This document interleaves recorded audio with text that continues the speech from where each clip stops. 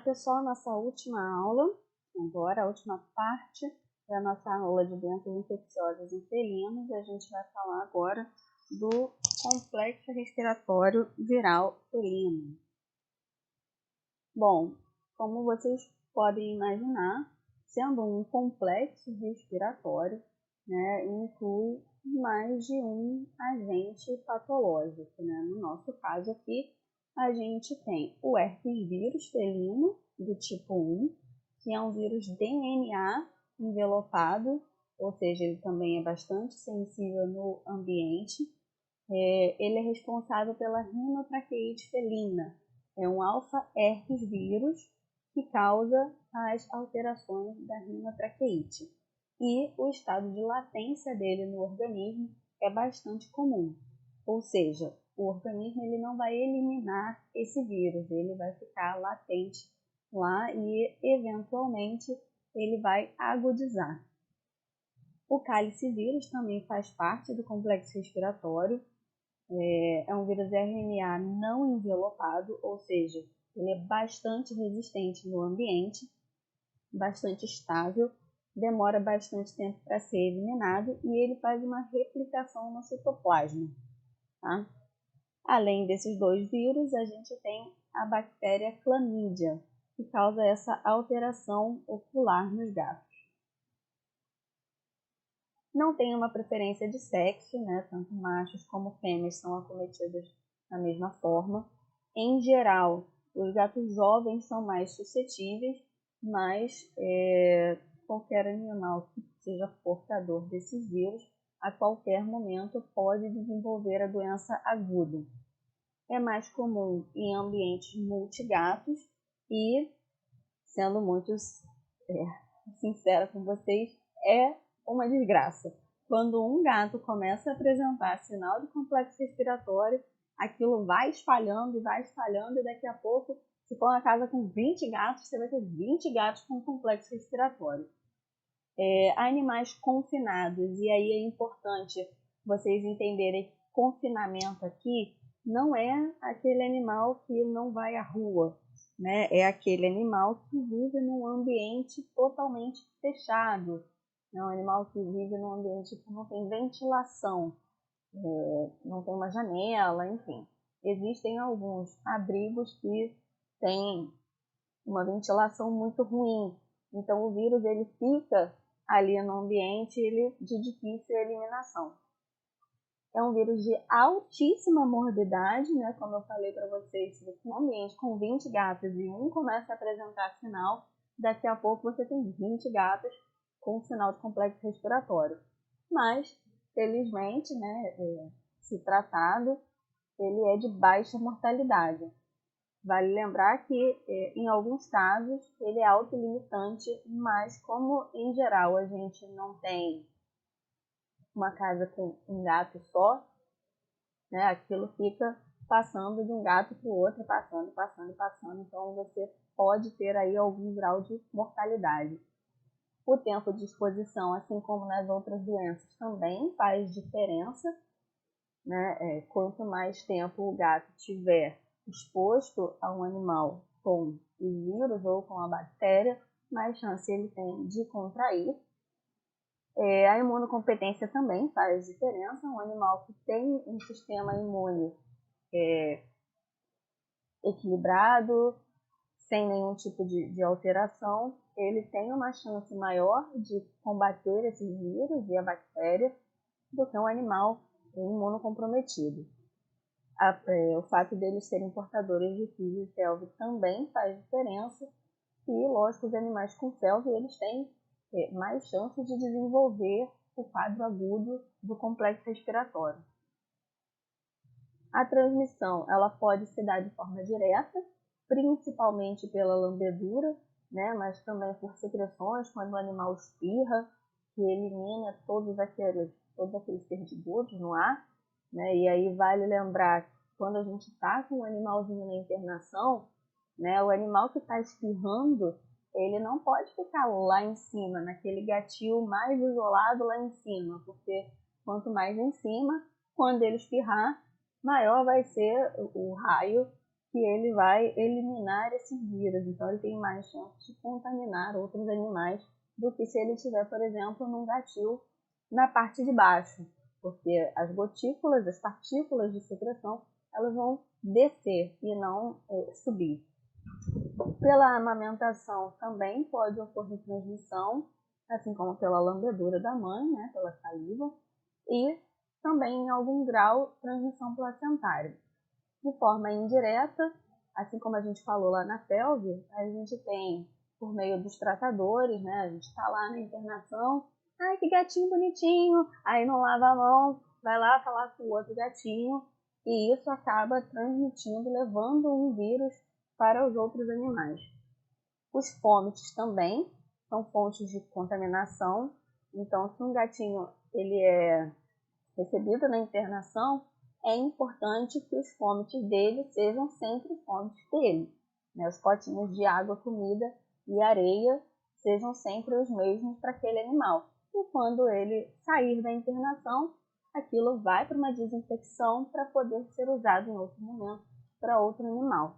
Mas enquanto ele está na internação, é importante que os potinhos não sejam trocados entre os gatos que estão internados.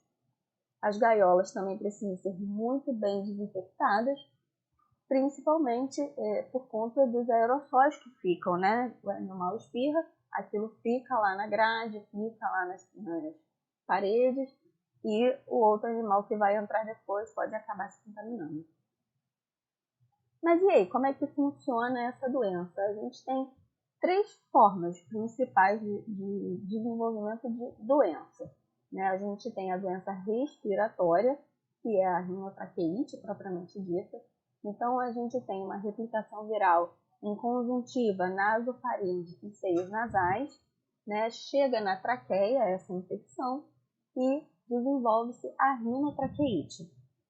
Quando não há um sistema imune capaz de reverter essa infecção, a gente pode ter aí uma necrose epitelial com infiltração leucocitária, e aí o desenvolvimento daquele exudato purulento, como a gente está vendo aí na foto, oclusão de vias aéreas, e quando o animal não respira, né, ele pode vir a óbito. Pode acontecer também infecções secundárias, né, quando o animal passa desse terceiro ponto e não vem a óbito, ele pode fazer uma pneumonia secundária e aí vir a óbito pela pneumonia. Isso em filhotes é bem mais comum do que em gatos adultos, por conta realmente da imunidade individual. Quando a gente tem acometimento dos olhos, né, as lesões oculares, é porque a gente tem uma replicação viral na mucosa ocular, e aí faz uma citólise epitelial com uma ceratite estromal imunomediada. A gente já vai mostrar para vocês o que chama ceratite estromal, ok? Pode fazer, então, após esse estágio, uma ceratite ulcerativa profunda, e aí dissemina a infecção, acomete o globo ocular e pode fazer uma ruptura de globo, tendo perda da visão. Só para lembrar aqui que a gente falou da ceratite estromal, a córnea ela é composta por 4 camadas, né? O epitélio, a membrana de Baumann, o estroma e a membrana de Descemet. Quando chega a infecção no estroma, é quando a gente tem aquela ceratite estromal, ok? Então a gente já tem praticamente uma descemetocele, né? Quase já uma ruptura de globo. E aqui nessa foto a gente consegue ver 4 imagens de olhos com sequela pelo herpes vírus. Aqui a gente tem na primeira foto uma ceratite eosinofílica. Na segunda foto a gente tem um persa com sequestro corneal, né? Faz essa bolotinha preta na córnea, que a gente chama de sequestro. Na terceira imagem, a gente tem um cisto conjuntivo, vocês podem ver aí na partezinha de baixo do olho, um cisto. E na última foto, uma ceratoconjuntivite seca, né? E acaba fazendo toda essa lesão na córnea, o animal sente bastante dor e é bastante desconfortável isso. O terceiro caso é quando a gente tem aquela alteração em cavidade oral. E em cavidade oral, em geral, é mais por conta do cálice vírus do que por conta do herpes vírus.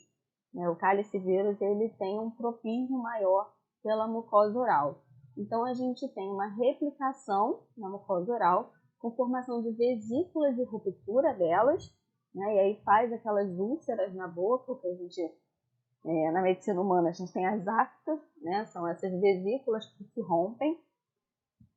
Faz necrose do epitélio periférico com infiltrações neutrofílicas. Então faz aquelas manchas brancas, né? Uma úlcera mesmo. A gente vê bem feio na boca e com o tempo isso desenvolve uma periodontite, gengivite e perda de dentes. Aqui na foto vocês podem ver uma gengiva bastante edemaciada, né?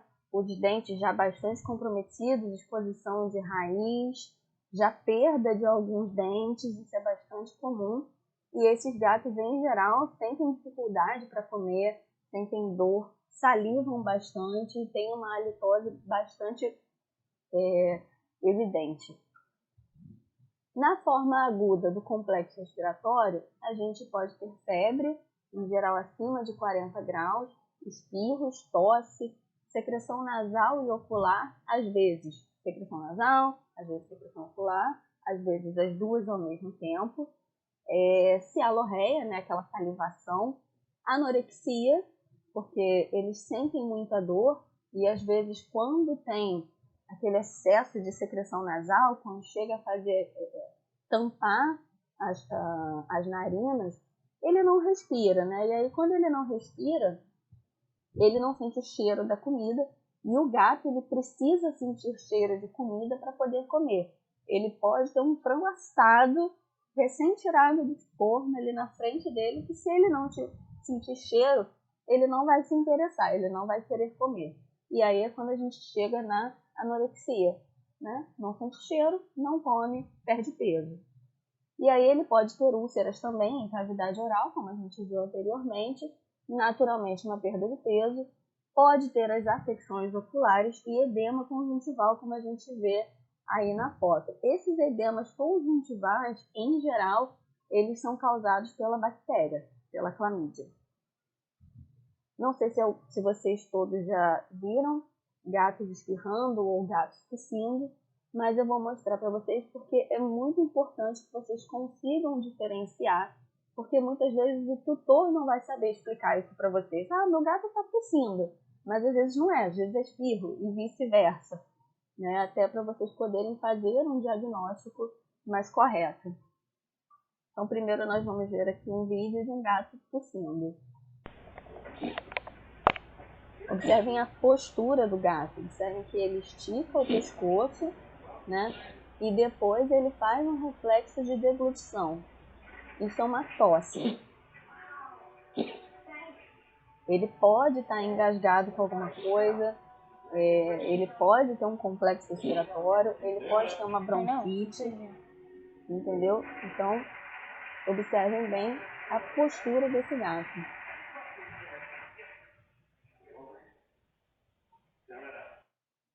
E agora vamos ver o gatinho espirrando.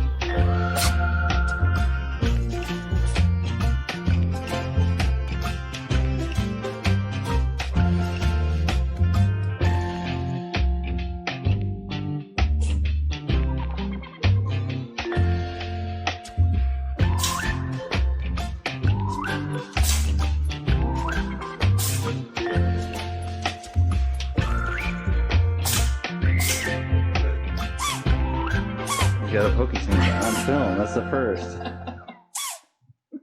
Has he been sneezing all week? Muito bem, agora vocês já conseguem diferenciar. Sempre que possível, tentem que o tutor filme para vocês poderem saber exatamente o que está acontecendo com o animal. Vamos lá, continuando aqui. Na forma aguda, no hemograma, a gente pode encontrar uma leucocitose neutrofílica moderada, com desvio à esquerda eventualmente, principalmente quando a gente tem uma infecção secundária. E linfopenia, como a gente falou anteriormente, linfopenia é bastante frequente quando o animal tem alguma infecção viral, embora também seja comum em algumas infecções bacterianas. Na forma crônica, a gente vai ter espirros esporádicos, né? Aquele gatinho que você limpou a casa, levantou uma poeira, ele espirra, ou mudou o tempo, né? Principalmente naquela época de inverno, quando o ar está mais ressecado, tem mais chuva, enfim, aí ele espirra mais nessa época. Inclusive é bastante frequente que nessa época eles tenham uma agudização do complexo respiratório, tá? E aí a gente vai ter uma rinite, uma sinusite, é bastante comum, principalmente, mas não exclusivamente, nos gatos que têm calicivírus, ter a periodontite, né, perda de dentes, como a gente viu lá naquela outra foto, e a gente consegue ver nessa foto aqui também, esse gatinho que já não tem os incisivos, né, o sequestro corneal, que a gente falou anteriormente, com ceratite eosinofílica, e uma uveíte idiopática. Nessa foto aqui, a gente vê um complexo de viscomatite bastante avançado, lembrando que animais FIV positivos, eles têm uma chance muito maior de desenvolverem o complexo de gingivitis, mas felves positivos também e portadores de complexo respiratório.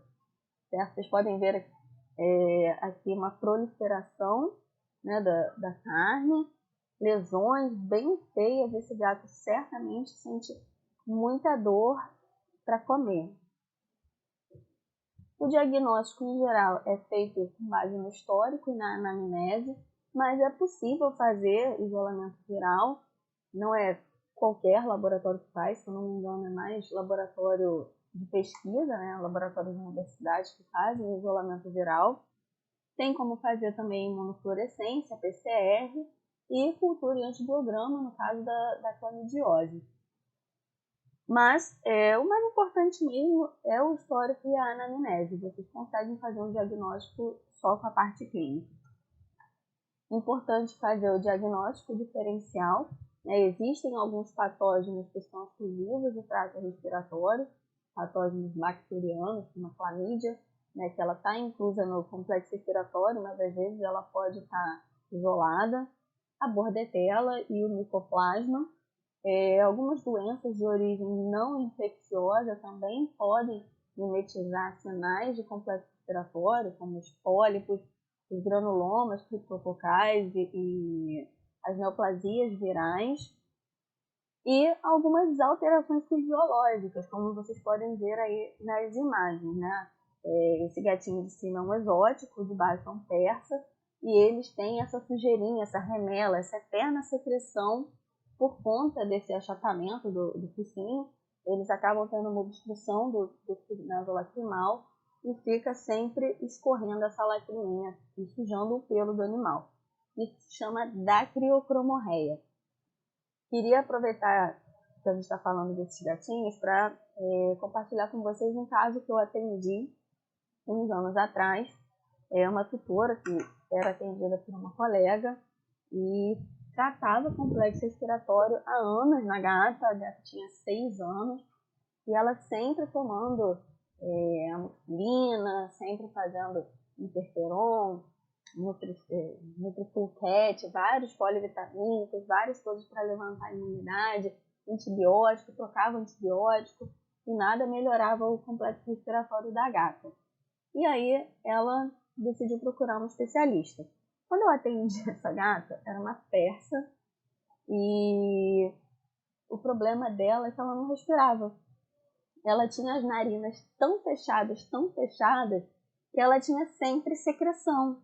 Ela tinha sempre um líquido que saía do olho, sempre, porque era achatado demais, a narina dela era muito fechada, ela não tinha essa passagem. Então, na verdade, ela não tinha complexo respiratório, ela tinha um problema fisiológico por conta da anatomia. E no dia que eu atendi, né, a primeira coisa que a tutora falou é: nossa, eu não sei o que acontece, porque ela é a que tem o nariz menorzinho de todos, eu não sei por que ela tem tanto problema. Como se o tamanho do narizinho da gata fosse diretamente proporcional a ela não ter problema. Quanto menor o nariz, menor os problemas. E na verdade é exatamente o oposto, né? Quanto menor o nariz, mais problema o gato tem. E aí eu encaminhei ela para o projeto Narizinho da UF para poder fazer a abertura das narinas, né, e tentar fazer com que essa gata tivesse um pouco de espaço para respirar. E ela ficou super bem, ficou ótima e não precisou mais tratar complexo respiratório, que na verdade ela nunca teve. O tratamento se dá pela desobstrução das vias aéreas, né? O animal não pode ficar com aquela quantidade de secreção nas narinas, porque, como a gente falou, é muito prejudicial. Ele para de respirar direito, né?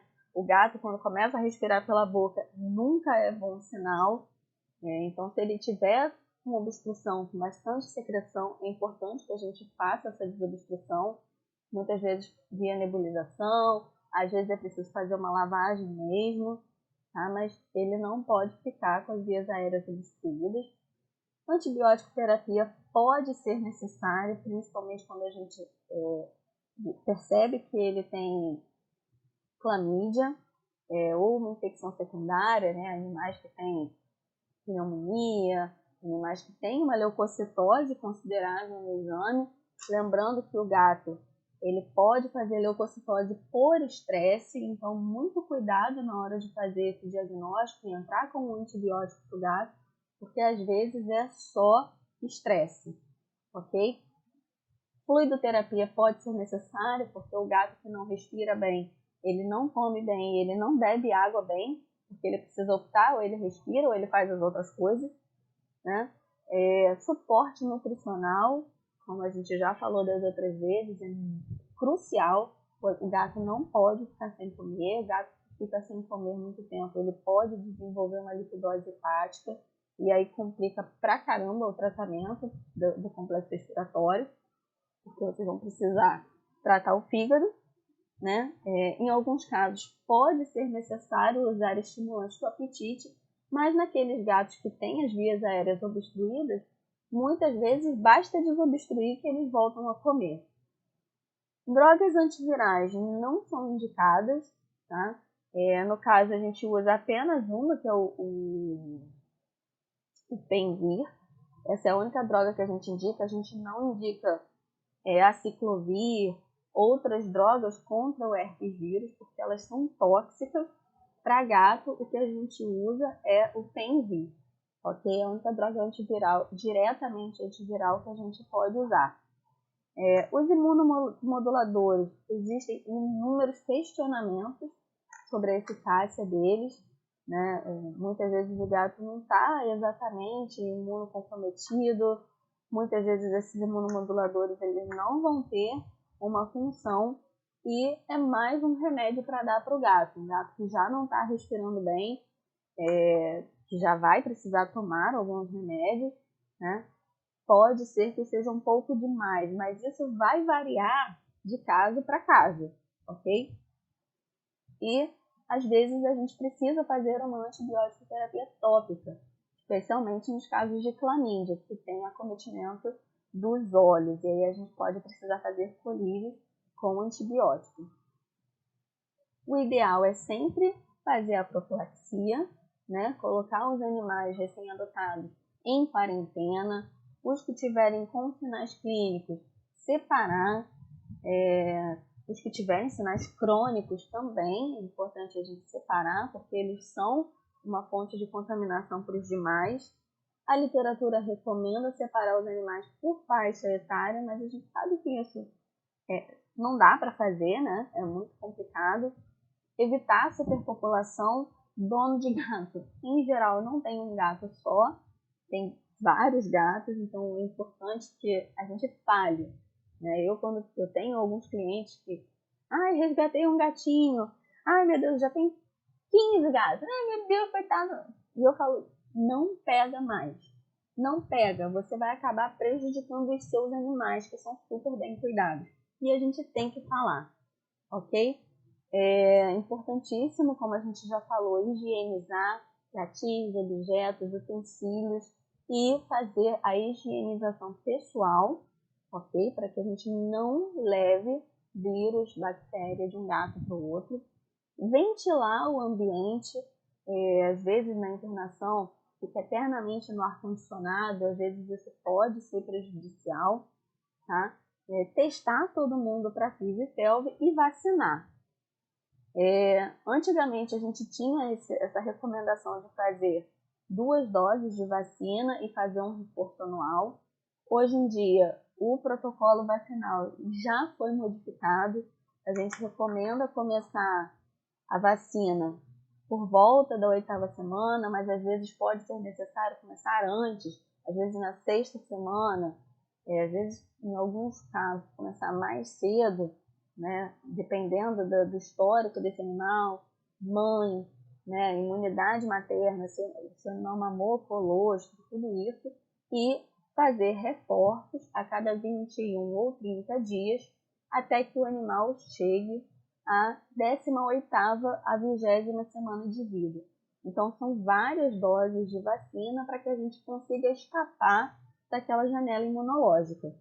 E o reforço, recomenda-se que o primeiro reforço seja feito 6 meses após a última dose e depois disso fazer o reforço anual.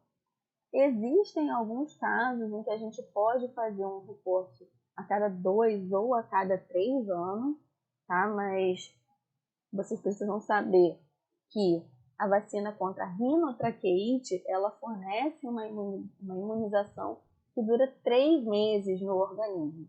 Então, se você vacinar a cada 2 ou a cada 3 anos contra a rinotraqueite, esse gato só vai ter proteção durante 3 meses. E a clamídia, ela dura apenas 1 ano, né? A vacina para clamidiose, a imunidade, ela dura apenas 1 ano. Então, ele vai ficar protegido contra a panleucopenia e a calicivirose, né? E aí a gente está falando de vacina quádrupla, mas contra as outras 2 doenças, não. Então, avaliem, cada caso é um caso. O protocolo vacinal, a gente não tem muito como fechar, né? Não tem uma receita de bolo para protocolo vacinal. Cada caso é um caso, porque você tem animais que vão ter acesso à rua, você tem animais que o tutor vai dar lar temporário para outros gatos, ou que vai achar um gatinho na rua e vai levar para dentro de casa. Ah, mas ele não tem nada, ele é saudável. Enfim, a gente tem de tudo, né? Então, vacinem, não importa se o gato vai ou se não vai à rua, se ele é de apartamento, se ele é de casa, se ele... Enfim, vacinem e façam os reforços, né? Aquele animal que vive em apartamento, que o tutor não pega outros animais, não faz lar temporário, eventualmente ele pode precisar de uma cirurgia, eventualmente ele pode precisar de uma internação e ele vai ter indiretamente contato com outros animais, então é importante que ele seja vacinado, ok? O prognóstico é favorável para filhotes convalescentes, excelente para adultos com tratamento de suporte e desfavorável para filhotes e adultos sem tratamento, principalmente aqueles que são imunocomprometidos e aqueles que vivem em um ambiente multigatos em que o vírus vai ficar circulando, recirculando. Não tem cura, né? Os vírus eles ficam lá latentes no organismo. A vacina não protege 100%, mas ela reduz pra caramba a manifestação clínica da doença. É bastante vantajoso vocês fazerem. Ah, mas o gato já tem sinal. Não importa, vacina, ok? E a gente consegue manter a qualidade de vida desses animais por bastante tempo. Dúvidas? Anotem, a gente se fala na aula ao vivo. A gente vê aí em novembro, nós temos que ver com o Cleiton a data certinha. E aqui está o meu contato, meu e-mail, minha página no Instagram. Eu respondo, eu sou lenta, mas eu respondo, tá? E qualquer coisa eu estou à disposição aí para vocês. Até novembro!